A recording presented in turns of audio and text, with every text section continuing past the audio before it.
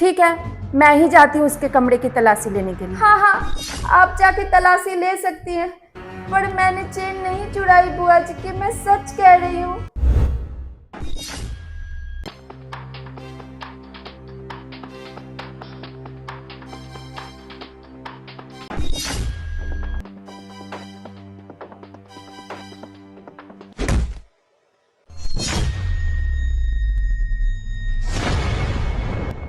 जीजी, ये लीजिए आपकी चेन।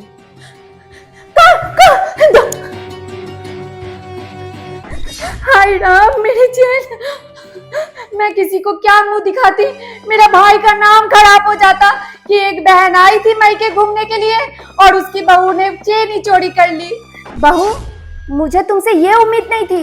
ये कैसे हो सकता है माँ जी कि तुम बुआ जी की चेन चुरा लोगी। सच कह रही हूँ, मैं जानती तक नहीं कि चेन मेरे कमरे से कैसे मिली। प्लीज माँ जी। मेरे घर में एक चोर की कोई जगह नहीं है, निकल जाओ मेरे घर से। मम्मी जी, मेरा विश्वास मुझे तुम्हारी कोई बात नहीं सुननी। मैं कहाँ जाऊंगी घर से निकल के? तुम्हारे कमरे में चेन मिली ना, तुम निकलो अभी तुरंत। माँ जी प्लीज मेरा विश्वास कीजिए, मैंने कुछ भी नहीं किया।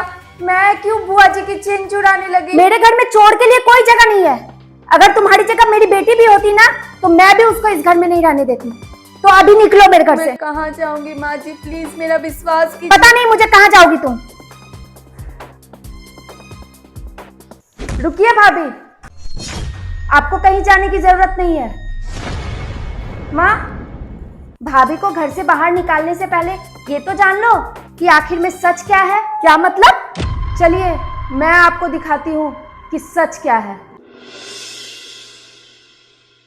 माँ, आपको सच जानना है ना, तो ये देखो।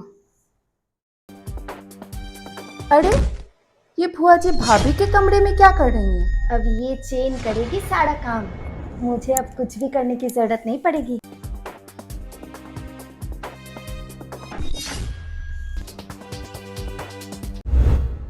मैं जब फ्रेंड के घर से आ रही थी तो मैंने देखा बुआ जी भाभी के कमरे में कुछ कर रही हैं, तो मैंने ये रिकॉर्ड कर लिया।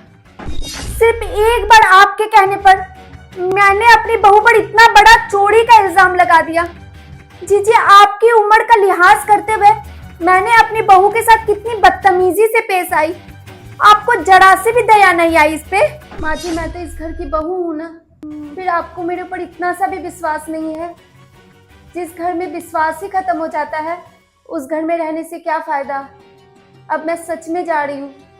बहू, मुझे माफ कर दे, मैं तुम्हें अपना समझ ही नहीं पाई।